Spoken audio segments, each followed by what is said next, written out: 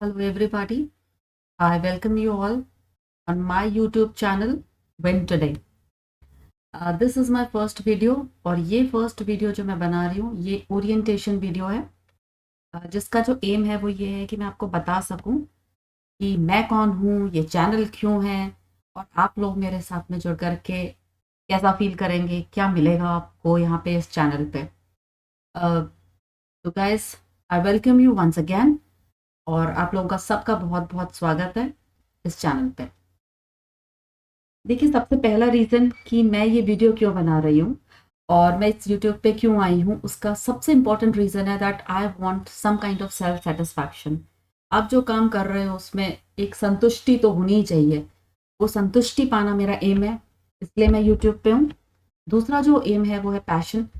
मैं हमेशा से चाहती थी कि मैं पढ़ाऊँ, लेकिन अब आप लोगों को सबको पता है कि हमारी जो सोसाइटी है उसमें सरकारी जॉब की बड़ी वैल्यू है और पढ़ना मुझे हमेशा से पसंद था। मैंने पढ़ाई करी, मैंने गवर्नमेंट जॉब भी हासिल करी। मैं आपको अपने बारे में पूरा बताऊंगी अभी। लेकिन वो एक क्रेविंग होती है ना, जो कि पढ़ना है और पढ़ाना है, जो मुझे पता है वो मैं दूसरों के साथ शेयर करना चाहती हूँ। वो जो एक फीलिंग है, वो एक पैशन जो है मेरा। तो ऑफ कोर्स, क्योंकि I am a working professional, I am a working government servant, तो मैं फुल टाइम तो इस जॉब में नहीं आ सकती। लेकिन मुझे लगा कि शायद यूट्यूब एक ऐसा प्लेटफॉर्म है जहाँ पर मेरा ये पैशन फुलफिल हो सकता है। तीसरा कारण है भाई विल टू गाइड। जो मेरे पास है मैं उसे शेयर करना चाहती हूँ, आपके साथ में करना चाहती हूँ। और फिर हालांकि अब बहुत बहुत अच्छी अवेलेबिलिटी है एजुकेशन की ऑनलाइन, लेकिन फिर भी मेरा एक एम है कि अगर मैं अपनी तरफ से कुछ कंट्रीब्यूट कर सकूं और अगर आप लोगों को कुछ दे सकूं, जो मेरे पास है, जो नॉलेज मेरे पास है इतने सालों तक, जो मैंने सिविल सर्विसेज को ऑब्जर्व करा है, उसके बाद में जो मुझे पता है वो अगर मैं आप लोगों के साथ शेयर कर सकूं तो trust me, it is my privilege. मैं आपके लिए कुछ नहीं कर रही हूँ और आप में से जो जो इस यूट्यूब चैनल पे जुड़ा है, आप सब आए हो, आप लोग मुझे सुन रहे हो, आप सबको नमन है। Thank you very much for being here. हाँ, एक रीज़न गाइड करने का ये भी है कि यहाँ पर ऐसे वीडियोस तो आपको बहुत मिल जाएंगे यूट्यूब पे कि ठीक है, एक टॉपिक बता दिया या फिर छोटा सा एनसीईआरटी का एक चैप्टर पढ़वा दिया, या हो सकता है पूरी एनसीईआरटी भी कवर करवा दी। मैं मना नहीं कर रही हूँ उस बात के लिए। लेकिन एक कंप्लीट कॉम्प्रिहेंसिव जो होता है ना, कि सिर्फ एनसीईआरटी से, फॉर एग्जांपल मेरा टॉपिक है गवर्नर, तो मैंने गवर्नर सिर्फ एनसीईआरटी से नहीं पढ़ा, रैदर मुझे गवर्नर के बारे में एवरीथिंग पता है, जो लक्ष्मीकांत में है, जो एनसीईआरटी में है, और उसके अलावा अगर कुछ वैल्यू एडिशन हो सकता है तो वो भी। तो everything should be at one place comprehensively. मुझे लगता है अकेली एनसीईआरटी तो आपको सिविल सर्विसेज क्रैक नहीं करवा सकती है ना, और ये बात तो अब हम सब जानते हैं। क्योंकि अगर एनसीईआरटी से सिविल सर्विसेज क्रैक हो रहा होता तो इतनी कोचिंग्स नहीं चल रही होती। एंड एवरीबडी नोज कि कोई कोचिंग सिविल सर्विसेज के लिए अभी 1 लाख रुपए से कम में कोई नहीं पढ़ा रहा अराउंड, मतलब सबका जो रेट है वो इसके आसपास ही चल रहा है। तो ठीक है, आपको एनसीईआरटी कोई पढ़ा देगा, कोई आपको लक्ष्मीकांत पढ़ा देगा, लेकिन आप अलग अलग थोड़ा ही वीडियो देखोगे सबकी जा करके। कि अभी तो मैंने गवर्नर की वीडियो देखी एनसीईआरटी के लिए, अब मैं जाऊंगी और गवर्नर की वीडियो देखूंगी लक्ष्मीकांत में से, फिर कुछ एवेल्युएशन होएगा, वो तीसरा अलग ही पॉइंट निकल करके आएगा। तो वो सब कुछ मुझे ऐसा लगा कि जैसे मुझे लगा कि मैटर ऐसा होना चाहिए कि आप लोगों को एक जगह सब कुछ मिले। मैं खुद भी जब मैं तैयारी करूं तो मैं क्या एक्सपेक्ट करूंगी, अगर मुझे तैयारी करनी है मैं ये एक्सपेक्ट करूंगी यार मुझे एक बार गवर्नर पढ़ा दो और बात खत्म। उसके बाद में ना मुझे लक्ष्मीकांत देखनी पड़े। ठीक है, I can read Laxmikanth, I can read NCERT on my own, वो एक डिफरेंट चीज है। लेकिन जो कॉम्प्रिहेंसिवली मटेरियल अवेलेबल होना चाहिए, ये नहीं कि इसके अलावा कुछ रह गया, वो दिमाग में नहीं आना चाहिए कि हाँ मैंने गवर्नर अगर पढ़ लिया तो मैंने पढ़ लिया, अगर मैंने सुप्रीम कोर्ट पढ़ लिया तो बस वो बात खत्म, मैंने पढ़ लिया। अब मैं अपनी लैंग्वेज को एनहांस करने के लिए बुक्स पढ़ सकती हूँ, लेकिन नॉलेज में मेरे कोई कमी नहीं है। तो मुझे वो चीज़ लगी और इसलिए मुझे लगा कि हाँ, कोचिंग कॉस्टली है, और एक रीज़न ये भी है कि जितना मटेरियल यूट्यूब पे अवेलेबल है वो कॉम्प्रिहेंसिव नहीं। ये बात तो हम सब मानते हैं कि कॉम्प्रिहेंसिव नहीं है, ये लोग सब छोटा छोटा छोटा छोटा यूं ही बता देते हैं टॉपिक को। लेकिन मुझे ऐसा लगा कि अगर मैं कोई टॉपिक कर रहा हूँ तो वो कॉम्प्रिहेंसिव होना चाहिए। उसके बाद में ना आपको लक्ष्मीकांत, मतलब आप पढ़ सकते हैं उसको, आपको रीड करनी चाहिए लक्ष्मीकांत लैंग्वेज एनहांसमेंट के लिए। लेकिन एज सच ऐसा नहीं होना चाहिए कि मैंने लक्ष्मीकांत को छोड़ दिया या एनसीईआरटी को छोड़ दिया। So that is one reason. Second is कि अगर आप लोगों ने कोचिंग करी भी है तो भी चीज़ें टाइम के साथ में थोड़ी अपडेट होती हैं। और वो अपडेट क्यों होती हैं? क्योंकि एग्जाम का पैटर्न अपडेट होता है। अब जैसे अभी हम सबको पता है कि यूपीएससी ने अपना पैटर्न पूरी तरह से चेंज करा। उसके ऑप्शंस ही ऐसे आने लगे कि लोगों की एलिमिनेशन की जो ट्रिक्स थी वो सारी की सारी धरी रह गई हैं।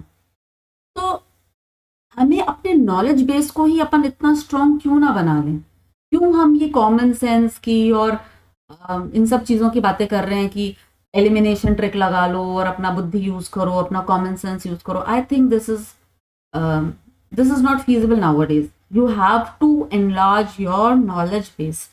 तो अपन अपना नॉलेज बेस एनहांस करते हैं। अगर आपने पहले कोचिंग कर रखी होगी तो वो आपका एक बेस बनेगी, और फिर आप जो यहाँ पर पढ़ोगे, क्योंकि आपको हल्का फुल्का नॉलेज होगा, नहीं भी कर रखी है तो उससे कोई फर्क नहीं पड़ता। अपन जो यहाँ पे पढ़ेंगे, मैंने बोला, वो कॉम्प्रिहेंसिव होगा। जो टॉपिक कवर होगा, जो सब्जेक्ट अगर पूरा अपन कवर करेंगे तो वो सब्जेक्ट भी पूरा कॉम्प्रिहेंसिव होगा। उसके बाहर आपको कुछ नहीं पढ़ना होगा। ये बिल्कुल वैसा ही होगा जैसा आप कोचिंग में जाके फीस लेके जब पढ़ते हो और फिर आपको कंप्लीट पढ़ाया जाता है। उसमें ऐसा कुछ छोड़ा नहीं जाता कि ये एनसीईआरटी हम नहीं पढ़ाएंगे तुमको, ऐसा नहीं होता है ना। अगर एक अच्छी कोचिंग इंस्टीट्यूट है तो आपको एनसीईआरटी भी पढ़ाएगा पॉलिटिकली, और वो आपको लक्ष्मीकांत भी पढ़ाएगा, और उसके अलावा करंट में अगर कुछ अपडेशन वगैरह चल रहा है तो वो आपको वो भी अपडेट कर देंगे जो अब तक का जो हुआ है वो। तो जनरली वही होता है। अब देखो, सीएम फॉर एग्जाम्पल आप मानिए कि लेफ्टिनेंट गवर्नर किसी यूटी के और चीफ मिनिस्टर, उनके बीच में कोई कॉन्फ्लिक्ट है। तो अगर आपने लेफ्टिनेंट गवर्नर पढ़ लिया है, आपने यूटी क्या होती है वो पढ़ लिया है, और आपने CM and council of ministers को पढ़ लिया है, तो नया क्या आ जाएगा उसके अंदर में? प्रोविजंस तो वही रहेंगे ना। उसमें ऐसा आप जब उस न्यूज को रीड करोगे तो आपके सामने एकदम क्लियर पिक्चर बननी चाहिए कि हाँ, काउंसिल ऑफ मिनिस्टर्स ये होते हैं, चीफ मिनिस्टर ये होता है, और लेफ्टिनेंट गवर्नर ये होता है, उसका सेंटर के साथ में रिलेशन ये होता है, इसलिए कॉन्फ्लिक्ट है। ये आपको पढ़ते टाइम ही क्लियर हो जाना चाहिए। तो जब आप न्यूज़पेपर रीड करो तो वहां पे आपको वापस उन सब चीजों को रीड करने की जरूरत नहीं होती है। मैं इस मामले में मृणाल पटेल सर को बहुत अपना आइडियल मानती हूँ। वो हमेशा एक बात बोलते हैं कि एक बार पढ़ो और खत्म करो, 10-10 बार एक चीज को नहीं पढ़ना होता है। रीड इट वन टाइम और इट्स ओवर, बस बात खत्म। और अपन उसी टॉपिक पे, उसी रास्ते पे अपन यहाँ चलेंगे। और आप विश्वास मान के चलो कि मेरी जो गाइडेंस होगी यहाँ पे वो बिल्कुल राइट होगी। और मैं सिविल सर्विसेज को लास्ट अराउंड 10 to 11 ईयर्स से ऑब्जर्व कर रही हूँ। I am myself a civil servant. मेरे बारे में भी बताऊंगी, प्लीज वेट करिए। और ये सब कुछ एब्सोल्युटली फ्री ऑफ कॉस्ट है, इसका कोई चार्ज नहीं है ना, क्योंकि यूट्यूब पे है। और आप देख लीजिएगा कि अपन जितने भी वीडियोस यूट्यूब पे डालेंगे वो कॉम्प्रिहेंसिव ही होंगे, और मैं उनका कोई चार्ज नहीं लेने वाली हूँ। जो वीडियोस यूट्यूब पे डाले जा रहे हैं वो एकदम कॉम्प्रिहेंसिव हैं and they are free of cost. और उस जो टॉपिक यहाँ पे कवर होगा उसको आपको वापस जाकर के किसी कोचिंग मटेरियल से पढ़ने की जरूरत नहीं है। आप स्टैंडर्ड बुक्स को रीड कर सकते हैं। आप स्टैंडर्ड बुक्स को तो रीड करना भी चाहिए, क्योंकि जब तक आप स्टैंडर्ड बुक्स को रीड नहीं करोगे ना, एक तो आपका कॉम्प्रिहेंशन डेवलप नहीं होगा। अगर आप लोग यूपीएससी दे रहे हैं तो आपको वैसे ही पता है कि what is comprehension and what role it plays. It is very important कि आपको पढ़ना आना चाहिए और पढ़ करके उसका इन्फरेंस निकालना आना चाहिए। If you can't infer anything after reading, और आपको पका पकाया मटेरियल खाने की आदत हो गई है, तो वो आपको देखो लॉन्ग रन में हेल्पफुल तो नहीं होगा। अपन यहाँ पे सब कुछ बहुत अच्छे से पढ़ेंगे, लेकिन घर जाके उसको रीड करिए, लक्ष्मीकांत से करिए। आप अगर अपन हिस्ट्री पढ़ रहे हो तो सतीश चंद्र से पढ़िए, मिडावल है तो, मॉडर्न है तो, आप मतलब जो स्टैंडर्ड बुक्स हैं आप उनको रीड करिए, क्योंकि वो आपको लैंग्वेज पे कमांड देंगे। जब अपन आंसर राइटिंग करेंगे ना तो आपके पास वर्ड्स होंगे, आपको लिखना आएगा। Reading is very important. लेकिन अपन जो यहाँ पे करेंगे उसके अंदर कोई कोचिंग मटेरियल आपको नहीं पढ़ना है, ये आप मान के चलिए, ठीक है। That's it. अब आपको मैं मेरे बारे में बता दूं। मैंने ग्रेजुएशन कॉमर्स में करी है, और आप खुद समझ सकते हैं कि कॉमर्स वालों का कितना जो सब्जेक्ट्स है वो यूज आते हैं सिविल सर्विसेज में। तो जब मैंने सिविल सर्विसेज की तैयारी चालू करी थी, मेरे साथ में ये था कि ना तो मेरे पास साइंस था ना मेरे पास आर्ट्स था, क्योंकि जो बच्चे साइंस के थे उनको साइंस टेक मैथ्स और ये वाले जो पोर्शंस होते हैं, जैसे they have a good command over it, तो उनको साइंस वगैरह ज़्यादा नहीं पढ़ना होता, साइंस तक उनको बहुत जल्दी समझ में आ जाता है, and generally they are good at maths also. तो वो वाला फैक्टर होता है। और जो आर्ट्स बैकग्राउंड के होते हैं उनका तो हिस्ट्री, ज्योग्राफी, पॉलिटी पहले से इतना स्ट्रांग होता है कि जब वो वहां पे आते हैं ऐसा लगता है जैसे रिविजन कर रहे हो, isn't it? लेकिन जब मैं सिविल सर्विसेज की तैयारी के लिए उतरी तो आप सोच सकते हैं मेरा कोई सब्जेक्ट ऐसा नहीं था जो कि सिविल सर्विस में पढ़ना होता है। ना अकाउंटेंसी पढ़नी होती है, ना बिजनेस स्टडीज पढ़ना होता है, ना। तो मेरे को तो पूरा पढ़ना था एकदम। और मुझे ऐसा लग रहा था कि मैंने कॉमर्स क्यों करा, और मैंने कॉमर्स करा तो मैं सिविल सर्विसेज में क्यों आ रही हूँ। हालांकि जब मैंने RS, because I belong to Rajasthan, और राजस्थान में मैंने राजस्थान एडमिनिस्ट्रेटिव सर्विसेज जब दिया तो वहाँ पर एक पेपर उस टाइम, उसी साल जब मैंने पेपर दिया तो उसमें सिलेबस में एक चेंज हुआ था, वहाँ पे अकाउंटिंग एंड ऑडिटिंग भी इंट्रोड्यूस करा गया था, स्टैटिस्टिक्स भी इंट्रोड्यूस करा गया था। और मैंने कॉमर्स के साथ में मैथ्स भी लिया था, तो मेरा मैथ्स का पोर्शन भी अच्छा था। तो maths is also there in Rajasthan administrative services, अभी हटा दिया है थोड़ा। तो वो भी मेरे लिए एक बेनिफिट था। उसके बाद में आफ्टर डूइंग माई बीकॉम मैंने मास्टर्स करा था इकोनॉमिक्स में। उसके बाद में मेरे साथ में कुछ पर्सनल रीजंस ऐसे रहे जिसकी वजह से मेरा एक लॉन्ग टाइम, आप ऐसा मानिए, जो बिल्कुल बिना पढ़ाई लिखाई के गया था। इनफैक्ट मैंने मास्टर्स ऑन इकोनॉमिक्स जो करी थी, इकोनॉमिक्स मेरा अच्छा है, and I am generally, actually I am good at economics. तो वो मेरा, हाँ, मैं मानती हूँ कि मेरे लिए सिविल सर्विसेज में वो एक सब्जेक्ट ऐसा था जहाँ पर मेरी एक कमांड थी। लेकिन उसके अलावा सारे सब्जेक्ट्स मेरे लिए एब्सोल्युटली न्यू थे, जहाँ बच्चे बहुत कुछ पढ़ पढ़ के बैठे हुए थे। तो मेरे लिए तो ऐसा था कि मुझे सब कुछ स्क्रैच से पढ़ना है। बहुत बार डिप्रेशन भी आया, बहुत बार एक सैडनेस की फीलिंग भी आई कि क्या है यार, ये इतना रटना पड़ रहा है, मैं तो भूल जाती हूँ, इनको याद कैसे रहता है इतना सारा, और मैं क्यों नहीं याद कर पा रही हूँ। स्पेशली हिस्ट्री तो मेरे लिए एक फोबिया था, आई एम टेलिंग यू, आज भी है रादर। मतलब मुझे हिस्ट्री से इतना डर लगता है कि आई फील कि is it worth studying so much of history. मतलब मैं इतना पढ़ती हूँ और फिर मेरे को कुछ भी याद नहीं रहता है बाद में। पर ये फोबिया जो होता है ना, ये दिमाग में होता है। आप जब जब फील करने लगोगे नहीं नहीं हिस्ट्री इंटरेस्टिंग है, हिस्ट्री इज फन, सबका अपना अपना फोबिया होता है। जैसे मेरे कुछ एक फ्रेंड्स हैं जिनका पॉलिटी फोबिया है, उनको लगता है कि हमें आर्टिकल्स याद नहीं रहते, and I am very comfortable with articles. और उन्होंने तो मुझे बोला कि तुम्हें आर्टिकल्स इतने अच्छे से याद रहते हैं पॉलिटी के, और तुम्हें है ना IR में डेट्स याद रहती है, तो हिस्ट्री की डेट्स याद क्यों नहीं रहती है। मैंने कहा मुझे हिस्ट्री की डेट्स याद नहीं रहती हैं, लेकिन मुझे पॉलिटी IR याद रहता है। तो इट हैपेंस, आपके साथ में भी होता होगा कि आपका कोई सब्जेक्ट बहुत बहुत स्ट्रांग होगा, आपको उस पर अच्छा होल्ड होगा, लेकिन किसी किसी सब्जेक्ट से आपको शायद डर लगता होगा। वो साइंस टेक हो सकता है, वो एनवायरनमेंट हो सकता है, वो पॉलिटी हो सकता है, वो हिस्ट्री हो सकता है, वो ज्योग्राफी हो सकता है। कहीं ना कहीं मुझे लगता है ये कहीं ना कहीं अपने बेस पे भी डिपेंडेंट है कि हमारा बेस कैसा रहा है, हमने पहले क्या पढ़ा है। तो एक रीज़न ये है। अम, अगर मैं आप मेरी करंट की बात करें तो लॉन्ग टाइम तक पढ़ाई ना करने के बाद में मेरे मम्मी पापा, मेरे भाई ने मुझे बहुत सपोर्ट करा, और मैंने कोचिंग करी। मैंने कोचिंग करी for RAS, Rajasthan administrative services, state PCS के लिए। और उसके बाद में in my first attempt only I got selected, and currently I am working with the GST department. Commercial taxes department में मेरा सिलेक्शन होता है, and I am working with the GST department, state GST, since 2017 में हमारी सितंबर में posting हुई थी, joining हुई थी, हम सॉरी। तो ज्वाइनिंग से तब से वो कर रहे हैं। इसके अलावा मैंने UPSC भी ट्राई किया था, बट सिंस मैंने स्टेट पीस, मेरे को कॉन्फिडेंस ही नहीं था खुद पे कि मैं कुछ कर सकती हूँ क्या।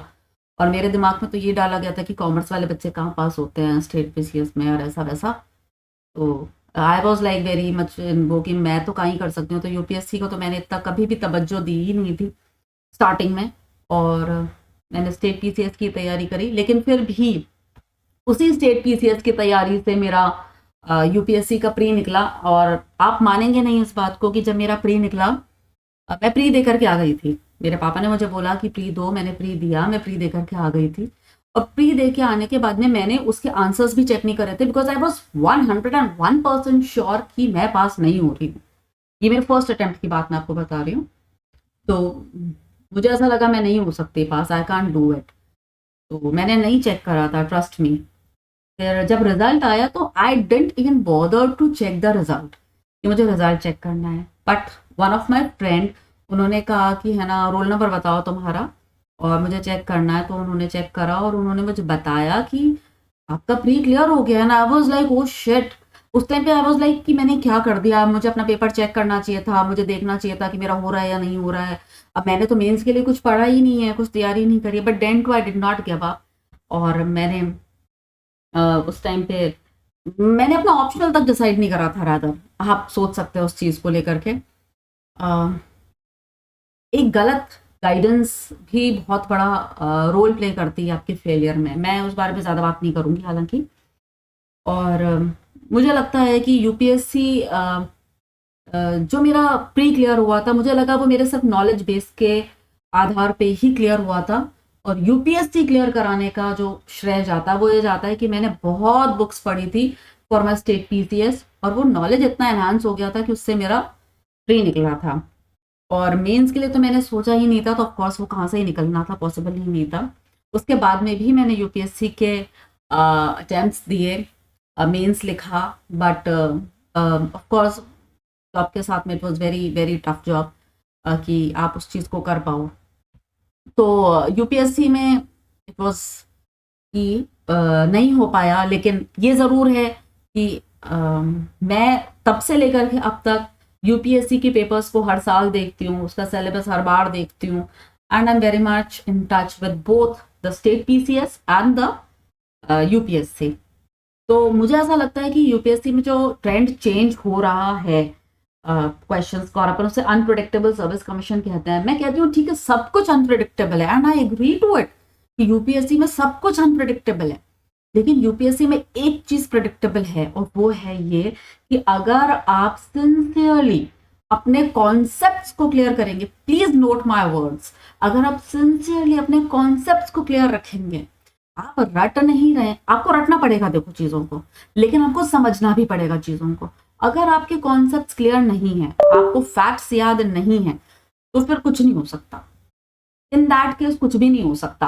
आप सोच रहे हैं मैंने पूरी लक्ष्मीकांत पढ़ ली, लेकिन अगर मैं आपसे पूछूं कि चलिए फाइनेंस बिल और फाइनेंशियल बिल में डिफरेंस बताइए, और आप वहां पे एक पल के लिए हैंग हो रहे हैं, तो ऐसा नहीं, टिप्स पे होना चाहिए यार। ये सब चीजें तो ये तो टिप्स पे होनी चाहिए एकदम, है ना। टाइमलाइन हिस्ट्री के अंदर टिप्स पे होनी चाहिए कि कौन कब आया। अब हमको पता है कि वहां पे ग्रे एरिया क्या है हिस्ट्री में। मौर्य काल का सबको पता है, the Mauryan era, everybody knows कि मौर्यस कब आए, एवरीबॉडी नोज गुप्तास कब आए, everybody know IVC Indus valley civilisation कब था। लेकिन तो क्वेश्चन अराइजेस, कितने लोग साउथ इंडिया पे फोकस करते हैं? How many of us focus on Cholas, Cheras, Pandyas, Pallavas and the Rashtrakutas, the tripartite struggle, the Sangam. उसके अलावा आजकल तो एक नया ट्रेंड है, ये Rajput dynasties, the Kakatiyas, the Yadavs. तो ये सब जो चीजें हैं जो हिस्ट्री के अंदर हल्का सा ग्रे एरिया है, आपको नहीं लगता कि इतने सारे क्वेश्चंस जब यूपीएससी ने मौर्य से पूछ लिया, गुप्ता से पूछ लिया, तब एकदम स्वाभाविक है ना कि उसका झुकाव कहाँ होगा? इन ग्रे एरियाज पे होगा जहां पर बच्चे नहीं पढ़ते। मतलब आप, हमारी क्या आदत होती है कि अरे मौर्य तो बहुत इंपॉर्टेंट है, क्यों? क्योंकि उसमें अशोक है, हमने उसे पढ़ लिया। अरे चंद्रगुप्त मौर्य पढ़ लिया, चाणक्य पढ़ लिया, बहुत बढ़िया, ठीक है, वेरी गुड। आपने है ना उसका कल्चर भी पढ़ लिया, आपने उसका आर्ट भी पढ़ लिया, आपने उसमें बुद्धिज्म भी पढ़ लिया, आपने उसमें स्तूपास भी पढ़ लिए, वेल वेरी नाइस, आपने सब कुछ कर लिया, करना भी चाहिए, करना भी है। But think about one thing कि वो जो ग्रे एरियाज हैं, एटलीस्ट हमें उनके टाइमलाइंस, उनके फाउंडर्स, इतना तो पता होना ही चाहिए ना। और उनके टाइम में अगर कुछ स्पेशल कंस्ट्रक्शन हुआ हो आर्ट एंड कल्चर से रिलेटेड, लिटरेचर से रिलेटेड, तो वो डेवलपमेंट्स तो हमको पता होने ही चाहिए। तो अपन इन सब चीजों पे वर्क करेंगे कि क्या क्या पढ़ना है, टॉपिक वाइज टॉपिक चलेंगे। देखो अब मैं अकेले तो पूरी कोचिंग ले नहीं सकती, या मुझे बोलो हिस्ट्री पढ़ा दो, ज्योग्राफी पढ़ा दो, पॉलिटिक्स पढ़ा दो। लेकिन अपन जितना करेंगे, जो करेंगे, जैसा मुझे लगता है और जैसा आप लोग डिमांड करेंगे, अगर बाय गॉड्स ग्रेस आप लोगों को ये वीडियो अच्छा लगा और आपको लगता है कि आपको मेरे साथ में जुड़ना चाहिए, अगर आपको ऐसा लगा और आपको लगा कि मैं आपको सही चीज सिखा रही हूँ, यार इस बात से क्या फर्क पड़ता है कि कोई इंसान क्या कर रहा है, क्या नहीं कर रहा है, मैं अभी क्या हूँ या क्या नहीं हूँ, और कोई कोचिंग बहुत ज़्यादा चल रही है कि नहीं चल रही है, आपको तो मैटर सिर्फ इस बात से करना चाहिए ना कि कौन हमें वो कंटेंट दे पा रहा है जिससे हमारा सिलेक्शन हो जाए। यार किसी की भक्ति थोड़ी करनी है, जीवन भर ये थोड़ी गाना है कि ओम जय कोचिंग हरे, फलानी वाली कोचिंग हरे, ढिंगानी वाली कोचिंग हरे, डिलाने वाले सर हरे। ऐसा नहीं करना ना। अपने को क्या करना है? अपने को ये करना है कि अपने को अपने कंटेंट पे फोकस करना है। हम पास हो जाए। देखो आप पास हो जाओगे ना तो जिस कोचिंग को आज आप वैल्यू कर रहे हो, जिन टीचर को आज आप वैल्यू कर रहे हो ना, वो सब आपको पूछेंगे। सीधी सी बात है। आज भी अरे मैं तो कह रही हूँ कोई मेरे वीडियो से पढ़ करके अगर पास होता है, इन केस अगर होता है, कोई ऐसा सिंसियर होता है जो मेरे साथ में जुड़ा रहता है, पास होता है और उसको कभी मेरा नाम लेता है कि हमने बिन टुडे से पढ़ाई करी थी और हमें वो चैनल बहुत यूजफुल लगा, तो वो मेरे लिए एक बहुत ही फक्र का मोमेंट होगा। मैं क्यों नहीं मिलना चाहूंगी उस इंसान से। लेकिन ऐसा तो कौन किससे मिलता है? आप भी नहीं मिलेंगे ऐसे किसी से ना। आपको भी तो कुछ दिखता है सामने वाले में, तब आप उससे मिलते हो। कुछ तो दिखता है ना। तो वाई नॉट कि हम दूसरे को ग्लोरीफाई कर रहे हैं, दूसरे को चढ़ा रहे हैं कि तू ये है, तू वो है। वो ठीक है, अच्छी बात है, आप चढ़ाओ, कोई बात नहीं। आप अपने मन में किसी को अपना आइडियल मानते हो, वो भी अच्छा है। मैं बिल्कुल मना नहीं कर रही हूँ उस चीज के लिए, आप बिल्कुल ऐसा करिए। लेकिन मैं ये कहना चाहती हूँ कि अपने आप को इतना काबिल बनाइए कि एक दिन लोग हमसे, वो लोग जिनको आप ग्लोरीफाई करते थे, वो आपको ग्लोरीफाई करें। तो अपना एम यही रहेगा। वैसे तो देखो ग्लोरीफाई करने वाली कोई चीज है नहीं। सिविल सर्वेंट आज मैं बन गई हूँ, लोग मुझे बहुत वैल्यू करते हैं। मुझे तो सच में ऐसा लगता है कि यार ऐसा क्या ही टोप मार दिया, ऐसा क्या कर दिया। गांव में जाते हैं तो लोग बड़ी वैल्यू करते हैं, हमारी दीदी ऑफिसर हैं, हमारी दीदी ये हैं, मेरे पापा को अच्छा।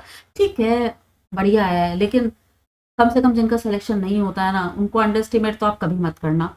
क्योंकि मैं आपको गारंटी के साथ कहती हूँ कि बहुत लोग ऐसे हैं जो बहुत पढ़ते हैं, दे वेरी इंटेलिजेंट, और फिर भी उनका सिलेक्शन नहीं होता।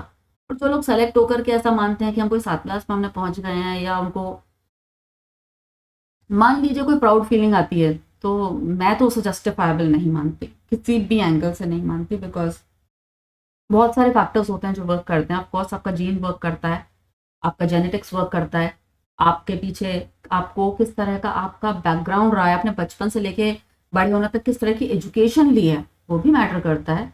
नो डाउट वो चीज़ें मैटर करती हैं। फिर आपको कोचिंग मिली नहीं मिली, वो भी मैटर करती है। आपके घर का माहौल कैसा है, वो भी मैटर करता है। या बहुत लोग ऐसे हैं जो बहुत एडवर्स कंडीशंस में, आप विश्वास मानिए इस बात को, बहुत एडवर्स कंडीशंस में वो लोग तैयारी करते हैं। कुछ चीज़ों में सेलेक्ट होते हैं, कई बार नहीं भी होते हैं, लेकिन उनकी जो कंडीशंस है वो एक जनरलाइज जो आम आदमी की कंडीशंस हैं उनसे बहुत डिफरेंट होती हैं। तो चलिए अपने कोर्स के बारे में बात करते हैं।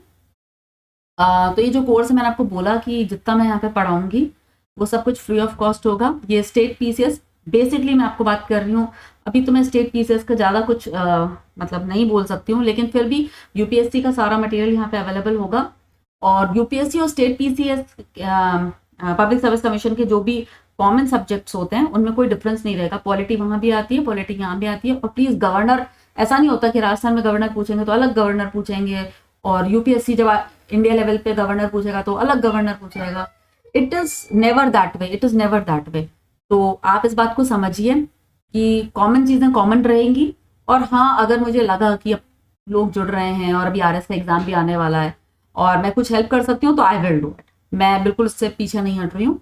आपको जो मटेरियल मिलेगा क्वालिटी मटेरियल होगा, कॉम्प्रिहेंसिव होगा, इस बात की आपको मैं गारंटी देती हूँ कि अगर अपन ने एक टॉपिक यहाँ पे पढ़ा है, आपको वो टॉपिक स्टैंडर्ड बुक से रीड करना है। बाकी इसके अलावा आपको कुछ नहीं करना, यही नोट्स हैं आपके, बात खत्म। तीसरा नंबर पे अपन बात करेंगे कि क्या पढ़ेंगे। तो देखिए, मैंने सोचा है कि मैं पॉलिटी से चालू करती हूँ, क्योंकि मेरा ऑप्शनल पीएसआईआर है। तो पॉलिटिकल साइंस इंटरनेशनल रिलेशंस, तो आईआर मैं सोच रही हूँ आप लोगों को स्टार्ट करवाऊँ, क्योंकि आईआर बेसिकली बच्चों का थोड़ा वीक होता है। और पॉलिटी स्टार्ट करवाएंगे। पॉलिटी के बिल्कुल इन डेप्थ कॉन्सेप्ट्स करेंगे अपन, और ज़्यादा एलिमिनेशन टेक्निक्स और इन सब चीज़ों पे ध्यान ना दे करके अपन काम करेंगे इस बात को लेकर के कि हमारा नॉलेज स्ट्रांग हो। ठीक है ना, हम हमारे नॉलेज की बेसिस पे ही क्वेश्चंस को सॉल्व करेंगे, ना कि किसी और चीज से। और फ्यूचर में अपन हर तरह का कोर्स लेकर के आएंगे, चाहे वो करंट हो, एनवायरनमेंट हो, साइंस टेक हो, जैसे आपकी नीड रहती है। अगर आप लोग मेरे साथ जुड़ते हैं तो। और जैसा भी होता है वो आप और मैं मिलकर के डिसाइड करेंगे। सक्सेस पाने के 3 गोल्डन रूल्स जो मैं हमेशा मानती हूँ कि सक्सेस का यही तरीका होता है। एंड कोई मुझसे पूछे कि हुम डू यू एडमायर, तो I admire and I respect doctor APJ Abdul Kalam very much, very very much. And trust me, मुझे लगता है कि इतना ज्ञान होने के बाद में, वो जो कहते हैं ना विद्या ददाति विनयम, वो मैंने अगर कहीं देखा है तो वह मैंने डॉक्टर कलाम में देखा है कि उनमें इतनी विद्या थी और वो अपने ज्ञान को कभी शेयर करने से, कुछ लोग ऐसे होते हैं ना, थोड़ा सा नॉलेज हो गया, अरे नहीं हमने तो कुछ पढ़ा ही नहीं है, आपके साइंस टेक की नोट्स दे दीजिए, अरे नहीं हमने तो कुछ लिखा ही नहीं है, अरे हमको थोड़ा हिस्ट्री दे दीजिए, अरे हमने तो हिस्ट्री पढ़ी ही नहीं है, हमको तो हिस्ट्री कहाँ ही आती है, आपकी ही दे दो आप हमारे को। तो वो नहीं था उनका, उनको जो नॉलेज थी ना, he always wanted to share it. तो आपको जब टाइम मिले ना, थोड़ा थोड़ा अब्दुल कलाम जी को सुना करिए आप, मैं तो आपको यही कहूंगी। और उनके जो 3 गोल्डन रूल्स हैं सक्सेस के, मैं चाहती हूँ कि आप इनको है ना प्रिंट निकाल करके इनका और अपने दीवार पे चिपकवा लो इनको, कि I will have a great aim. अपने आप को अंडर एस्टिमेट नहीं करना है, एक ग्रेट एम, एक बड़ा एम लेकर के चलो कि मुझे ये करना है। आपको एसडीएम बनना है, आपको कलेक्टर बनना है, आपको आईएफओएस बनना है, आपको जो बनना है वो अपना एम अपना लेकर के चलिए। अगर आपको पढ़ाई में इंटरेस्ट नहीं है, आपको सिंगर बनना है, जो भी बनना है, लेकिन एम लेकर के चलिए कि मुझे कहाँ पहुंचना है। I will have a great aim. Second, I will work hard continuously. कुछ लोग है ना खरगोश की तरह दौड़ते हैं, लेकिन खरगोश कितनी बार जीतता है? हमारी जो पास्ट की स्टोरी है ना, कछुआ और खरगोश की, कंसिस्टेंसी की कहानी है। And you know consistency is the key जो आपका हर बंद ताला खोल देगी। तो कंसिस्टेंसी के साथ में वर्क करेंगे, बहुत हार्ड वर्क करेंगे, अपनी जान लगा देंगे, अपना दम लगाएंगे पूरा। और आई विल परसिवियर। परसिवियर मतलब अगर मैं कभी गिरी भी, मैं हार भी गई या गया, तो भी मैं फिर उठूंगी, फिर लड़ूंगी। वो एक हरिवंश राय बच्चन जी की कहानी, कविता भी तो है कि नन्ही चींटी जब दाना लेकर चलती है, चढ़ती दीवारों पे 100 बार फिसलती है, लेकिन उसकी मेहनत बेकार नहीं होती, कोशिश करने वालों की कभी हार नहीं होती। तो कॉन्फिडेंस रखिए इस बात का कि आप जो कर रहे हैं, अगर आप मेहनत कर रहे हैं ना, if you are working hard, if you are working, if you working to your limits, है ना, if you are working beyond your limits, trust me you will succeed. And there is nobody. भगवान आपकी मेहनत को रखेगा थोड़ी यार, उसको क्या करना है आपकी मेहनत को रख करके? आपने मेहनत करी है, आपको मिलेगा, ठीक है। And I will persevere. Give up नहीं करना है कभी भी। एक बार नहीं हुआ वापस देना है पेपर, दोबारा नहीं हुआ। कितने लोग ऐसे होते हैं जो छोटे छोटे अटेम्प्ट में सेलेक्ट होते हैं। तो गिव अप तो नहीं करना है। I will persevere and succeed, मतलब इस पे इतना जोर दे करके लिखना है आपको कि आई विल परसिवियर। चाहे कितनी भी ऑब्स्टेकल्स आए, चाहे कितनी भी प्रॉब्लम्स आए, चाहे कितनी भी परेशानियां आए, चाहे सर्कमस्टांसेस पूरी तरह से अगेंस्ट हो जाएं, चाहे फैमिली अगेंस्ट हो जाए, चाहे मेरा अपनी बॉडी, एट टाइम्स ऐसा होता है ना, शरीर खराब होने लग गया, आप अपने दिमाग को जब ऑर्डर दोगे ना, आपकी बॉडी भी रिकवर होगी। आपको लगता है आपका ब्रेन वीक है, आपका ब्रेन शार्पन अप होने लगेगा विद टाइम। तो आप परसिवियर करेंगे, आप टिके रहेंगे, आप गिव अप नहीं करेंगे, मैं गिव अप नहीं करूंगी, and we will succeed. That is it. तो ये अपना एम है। और तो नेक्स्ट वीडियो से अपन अपनी क्लास चालू करेंगे, और जो जो टॉपिक्स हैं मैंने सोचा है या तो पॉलिटी या तो फिर आईआर से कुछ स्टार्टिंग करेंगे। और बाकी जैसे जैसे आप लोगों के लाइक शेयर्स आते हैं और आप लोग कुछ कमेंट करते हैं मुझे, और आप कुछ अप्रिशिएशन देते हैं, और आप मुझे अपनी प्रॉब्लम्स बताते हैं कि आपको क्या चाहिए, तो अपन उसके अकॉर्डिंग मॉडिफिकेशन करते रहेंगे। और ऑफकोर्स अप्रिसिएशन किसको पसंद नहीं होता है। आप मुझे अप्रिशिएट करेंगे तो वो मेरी मेहनत के लिए एक लाइक राइट टिक होगा कि ठीक है आपका आंसर सही है, आपने सही काम करा है। तो your appreciation is my strength. I need your support. Please like share and subscribe. And हाँ, इस चैनल का नाम मैंने विन टुडे क्यों रखा है ये और मैं बता दूं आपको। विन टुडे इस चैनल का नाम मैंने इसलिए रखा है बिकॉज जो इंसान अपने आज को जीतता है वही इंसान अपने फ्यूचर को जीत सकता है। कल जीतूंगा, कल एग्जाम क्लियर करूंगा, लेकिन आज का टारगेट पूरा करा। तो विन योर टुडे, आज को जीतो।